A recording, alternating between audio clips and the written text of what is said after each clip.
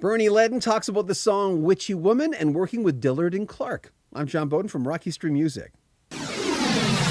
Bernie Leadon has been with a lot of different outfits. Of course, there was Dillard and Clark, as I mentioned, with Gene Clark and Doug Dillard, the banjo great. And of course, Gene Clark was in the Byrds. Bernie Leadon worked with the Nitty Gritty Dirt Band, the Flying Burrito Brothers, and of course, the Eagles. We're going to talk about Dillard and Clark in just a second and how he got caught up in that band. It's an interesting story. But first, I asked him about Witchy Woman. Witchy Woman, there's different ways to co-write songs, but I wrote all the music basically for the Witchy Woman song, all the the da da da da da da da da da da, that whole thing, that whole thing. I wrote it as a guitar instrumental, basically, the sections of the song. Henley wrote all the lyrics. When you joined Doug Dillard and Gene Clark for that debut Fantastic Expedition, you co-wrote 6 songs in that. Like, you must have went in there and felt incredibly welcome because you were a big part of that. Yeah, let me tell you how that's kind of interesting how that album came about, right? So I was living on Doug Dillard's couch, basically, in his house in Hollywood Hills. I was doing sessions, but I didn't have enough money for my own place at that point. Hearts and Flowers was the first group I joined when I came out in August of '67, and after a year that folded. Doug was just a banjo hero of mine, so I started hanging out with him, and he said, "You can stay on my couch." I was like, okay. So we'd be sitting around.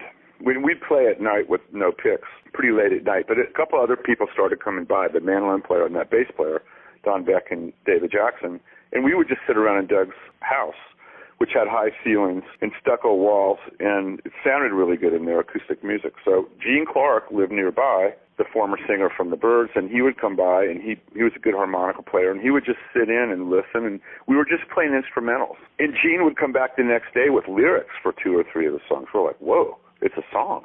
And then we work up the harmonies. So we did that for only about a week and a half, 2 weeks tops, and all of a sudden we had about 12 songs. See, I had co-written some of the instrumentals with Douglas. So when Gene put the lyrics on it, I was automatically a writer. And like Train Loose Here This Morning, he came back with that set of lyrics, and I gave him the chords for the B section of that song. So that's all I really contributed to Train Loose Here This Morning. But so then Gene Clark had a solo deal on A&M at that time, and he was in the middle of laboriously making a solo album, and he was, for some reason, it was taking quite a long time. And he played some of these songs or a tape or something, I don't know, for the producer. He went, wait a minute, that sounds awesome. Why don't we do that album instead? So we went in. He had us in the next week because he already had the authorization for an album on A&M, and he just used the budget to record us in about a week. We did the whole album in a week, done, and they released it, and that was it.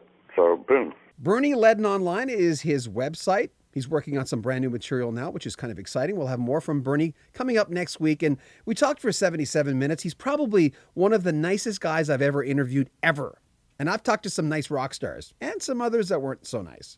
But Bernie, he's right on top there. We'll have more coming up next week. Make sure you comment on our videos, subscribe to our channel, and share our videos. Share them on Facebook. We love it when you do that. I'm John Beaudin from Rocky Street Music.